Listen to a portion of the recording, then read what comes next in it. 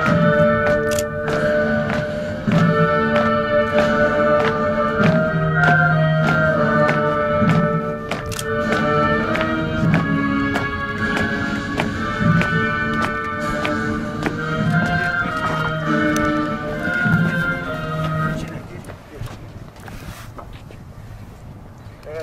şehit bırak.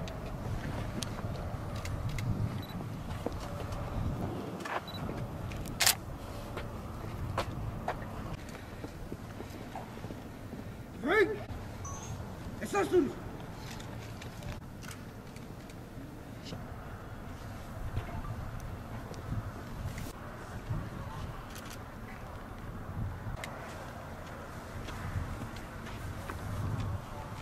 Tarihinde Kayseri ilinde doğmuştur.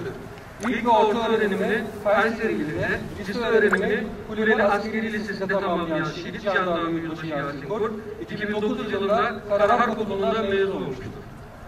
2010-2011 yılları arasında Jandarma Komando Okul Komutanlığı'nda komando temel kursunu tamamlayarak sırasıyla 2011-2013 yılları arasında Hakkari Çukurcalı 4. Jandarma Sınıf Tabur Komutanlığı, 2013-2015 yılları arasında İstanbul Silivri Cezaevi Jandarma Tabur Komutanlığı, 2015-2017 yılları arasında Ordu İl Jandarma Komutanlığı, 2017-2019 yılları arasında Diyarbakır İl Jandarma Komutanlığı, 15 Ağustos 2019 tarihinden itibaren Konya İl Jandarma Komutanlığı yerinde göreve başlamıştır.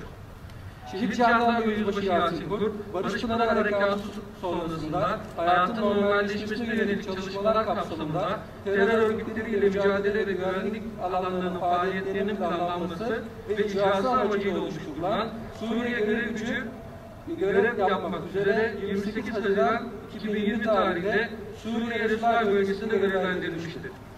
Şehit Jandarma Yüzbaşı Yasin Kurt, 10 Aralık 2020 günü saat 15.25 sıralarında Suriye Resulay yol kontrol noktasında bölücü terör örgütü mensuplarınca gerçekleştirilen hain saldırı sonucu şehit olmuştur. Şehit Jandarma Yüzbaşı Yasin Kurt, bekar, ruhu şad olsun. Jandarma uzman çavuş Oğuzhan Pınar'ın görev geçmişine bulunması.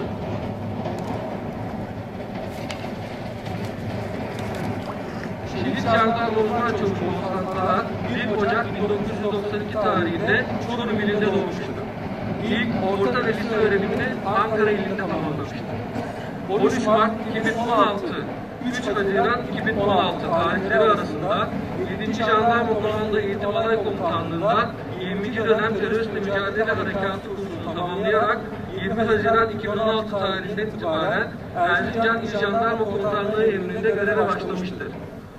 Şehit Jandarma uzman çavuş Oğuzhan Pınar, Barış Pınarı Harekatı sonrasında hayatın normalleşmesine yönelik çalışmalar kapsamında terör örgütleriyle mücadele ve güvenlik alanındaki faaliyetlerin planlanması ve icrası amacıyla oluşturulan Suriye görev gücünde görev yapmak üzere 28 Haziran 2020 tarihinde Suriye Resulay bölgesinde görevlendirilmiştir. Şehit Jandarma uzman çavuş Oğuzhan Pınar, 10 Aralık 2020 günü saat 15.25 sıralarında Suriye Resulay yol kontrol noktasında bölücü terör örgütleri mensuplarınca gerçekleştirilen hain saldırı sonucu şehit olmuştur. Şehit Jandarma uzman çavuş Oğuzhan Pınar bekardır. Ruhu şad olsun. La ilahe illallah vahdehu la şerike leh. Lehul mulku ve lehul hamd. Yahyi ve yumit. Ve huve hayyun la yemut. Biyadihil hayr. Ve huve ala kulli şeyin kadir. Allahu ekber, Allahu ekber. La ilahe illallah, Allahu ekber. Allahu ekber ve lillahil hamd. Şu kopan fırtına Türk ordusudur ya Rabbi. Senin yolunda ölen ordu budur ya Rabbi.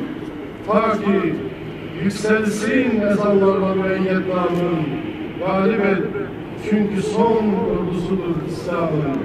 Ya Rabbi, şairin ifadelerinde yer bulan ordumuzu, yurdumuzu, milletimizi, memleketimizi daima mansur ve muzaffer eyle. Terör örgütlerinin saldırıları sonucu şehit olan bu kardeşlerimize rahmet eyle.